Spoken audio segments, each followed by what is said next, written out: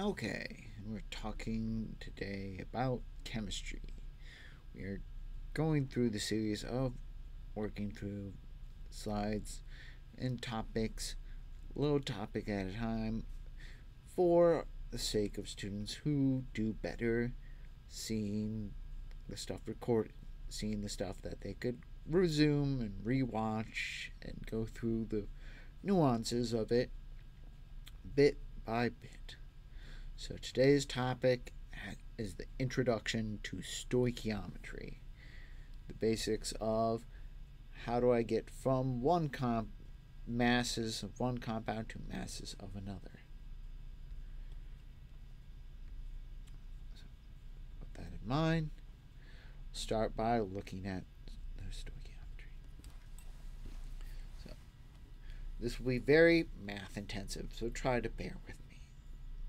First thing we need to think about is what does it mean to have a balanced chemical equation? So our chemical equation is serving to guide us through the basics of our stoichiometry. It helps us with the calculation of the amounts of substance in a given reaction. Now, the stoichiometry helps us convert from one thing to another. When we have stoichiometric amounts, we have essentially amounts that it balances out. The idea of we have a scale here where it may take two of these things to balance with one of these things, but the scale remains balanced.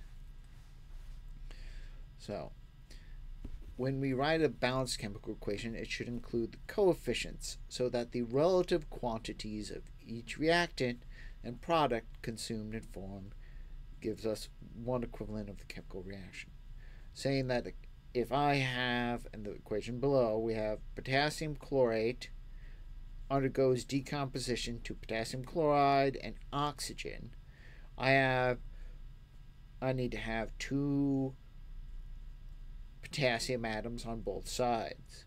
I need to have two chlorine atoms on both sides. And because of the 2 in front of the potassium chlorate, I have 6 oxygen atoms on the left.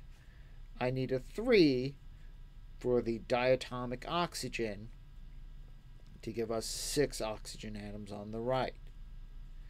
Now, this reaction can mean a lot of different things. On a molecular level, 2 molecules of potassium chlorate are needed to decompose to 2 molecules of potassium chloride and 3 molecules of oxygen.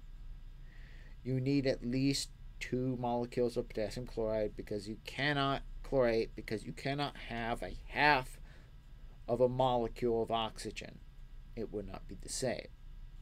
But we could scale this up to talk about moles, which we've already briefly discussed.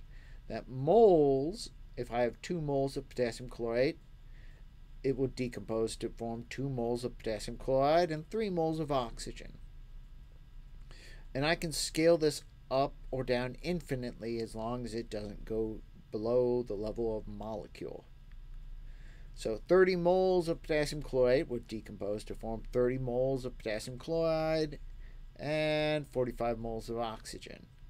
It's always a 2 to 2 to 3 ratio. As long as that holds true, it doesn't matter how much I scale up or scale down, as long as we don't go below a molecule.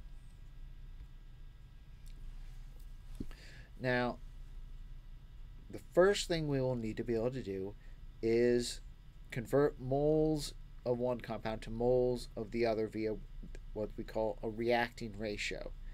It's the simplest ratio that we need to react to convert one atom to the other and still hold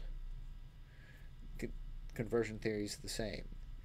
We're going to use dimensional analysis to cancel one mole to get to another mole. The ratio will look like the end mole coefficient over the start mole coefficient.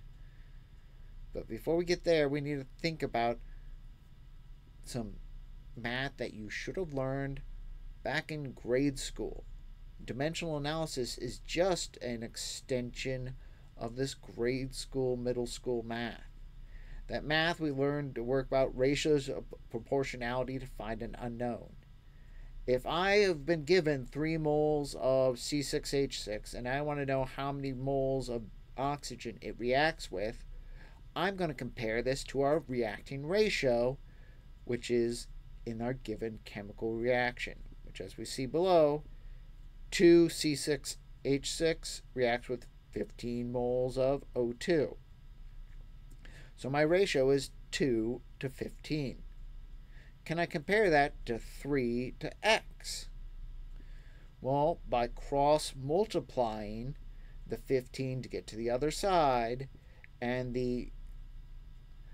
getting the 2 to the other side, it's our basic setup for dimensional analysis. We're getting the oxygen, the X of oxygen to one side and the other two components to the other side. That is what dimensional analysis does.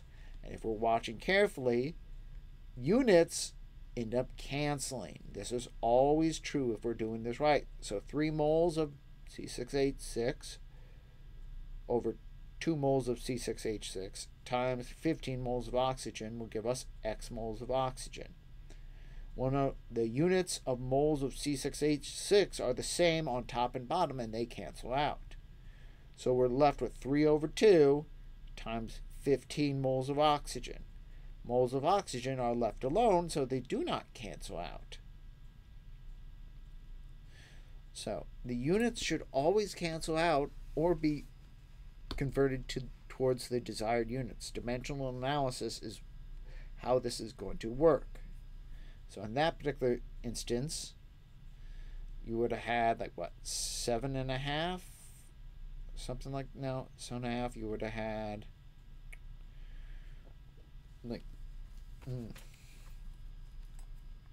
5 times 15. You would have had 22.5 moles of oxygen.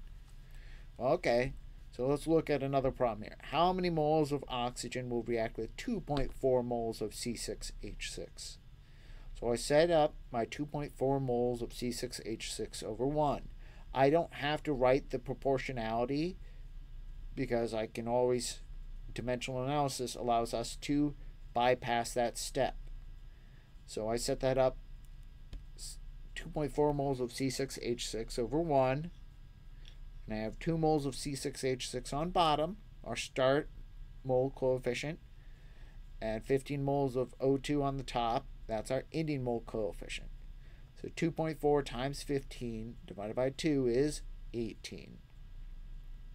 Now, we're not always going to be converting to the same thing. What about if I converted 2.4 moles of C6H6 into moles of CO2? Well, the starting mole coefficient is still 2. But the ending mole coefficient is now 12 because we are looking for the moles of CO2. Well, set that up. 2.4 times 12 divided by 2 is 14 moles of CO2. I can look at any of the components of a reaction and convert any reactant to product, any product to reactant, just based on this simple conversion. A simple conversion here by using the reacting ratio. Now, for a mass to mass conversion, we will add the mass to mole conversion step into the mole to mole conversion step. Now we're going to turn mass of compound A to mass of compound B. But we're always going to have to go through moles of B. We could also go into molecules, but we don't always need to go through molecules. But we cannot convert mass directly to mass. We must always go through moles because the weight of C6H6 will be the same as the weight of oxygen. Will not be the same as the weight of CO2. Will not be the same as the weight of water because each molecule has a different mass per mole and a different density. So if I started with the grams of C6H6, if I burn 78 grams of C6H6, how many moles, well, how many grams of water will be formed? The first step is I need to convert grams of C6H6 to moles of C6H6. So I'm going to set up my relationship. If I want to know how many grams of C6H6 per mole, I need my molar mass. And I'm going to use that to cancel out my grams of C6H6 and gives me, well, conveniently, I've set that up so this will be 1 mole of C6H6. Now, that 1 mole of C6H6 will react to form water in a 6:2 ratio, which is also a 3/1 ratio. So 1 mole of C6H6 produces 3 moles of water. And then I will use the molar mass of water, which I'll look up, to give us how much water would be produced. So 3 moles of water, each mole weighing 18 grams, would give us 54 grams of water. Taking completely different numbers, different situation, how many grams of oxygen will be needed to combust 14 grams of C6H6, our benzene? So starting from 14 grams. I can do this in 3 different steps, or I can do it all in one step as long as I'm watching my units. As long as I'm watching my units, I can go, 14 grams of C6H6 gets converted to moles of C6H6 by dividing by 78. My moles of C6H6 can be converted to moles of oxygen by multiplying by the reacting ratio of 15/2. And my moles of oxygen can be converted into grams of oxygen by multiplying by the molar mass of oxygen, which is 32 grams per 1 mole. So if I take 14 times 15 times 32, divided by 78, divided by 2, I get the answer is 43 grams of oxygen. Now, a real-world connection to this for all of you guys who might be going into nursing or biology, pre-professional health, going to be a doctor in the medical field. This dimensional analysis math is kind of the same thing we use when we dose out medicine to patients. Also the same concept when you calculate things such as the LD50. It's a lethal dose of a chemical that will statistically kill 50% of all the people exposed. Why do we need 50%? Because not everyone responds the same way. Some are more sensitive, so they won't die. Some are less sensitive, will die at a higher rate. They'll die at a lower dosage. So we are trying to figure out lethal dosage where statistically you're a coin toss away from killing.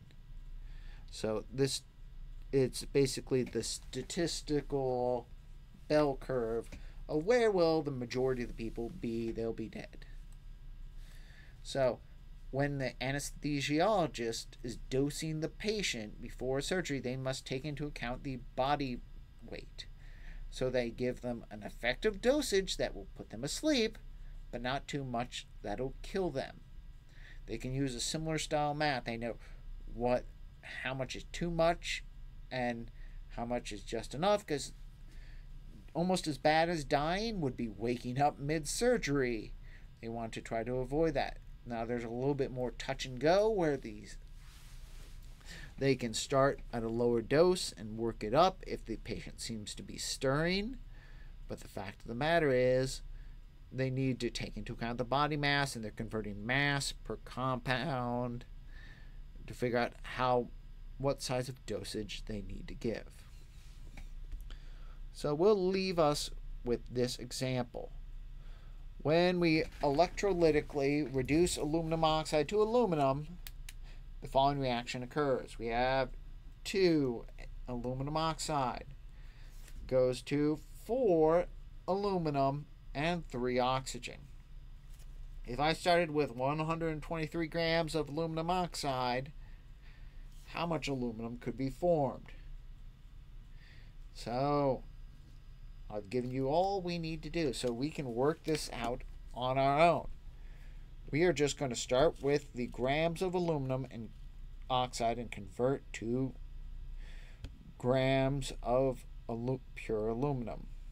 So here we go.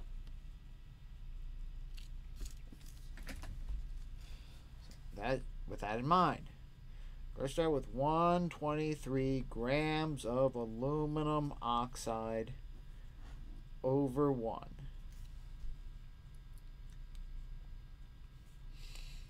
So we are going to first need to know what is the molar mass of aluminum oxide. So aluminum oxide is made up of 2 aluminums and 3 oxygens.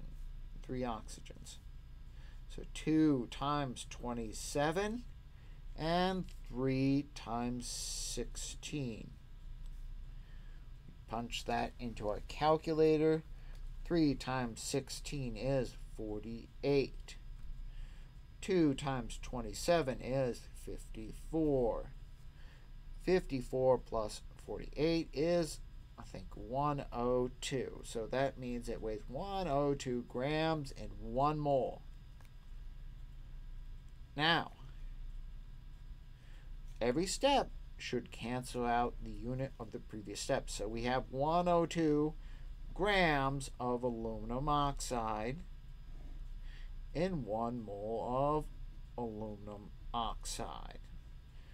Idea is that grams cancels grams. They have to be identical units to be canceled, but they can be very easily canceled and thusly. Now, we next need to go from moles of aluminum oxide. So for every 2 moles of aluminum oxide, we produce 4 moles of aluminum. This is canceling out here. And finally, we are going to use the molar mass of pure aluminum. For every 1 mole of aluminum, it produces 27 grams worth of aluminum. We are breaking that down and canceling that out. So with that in mind, I'm just typing into my calculator 123. I can then divide by 102. Then I'm going to multiply by 4 over 2. Then I'm multiplying by 27. And I have how many grams of aluminum? 65.1 grams of aluminum. That's all I can record, 65.1. The reasoning behind that being that 3 sig figs in 123, I can only record up to 3 sig figs.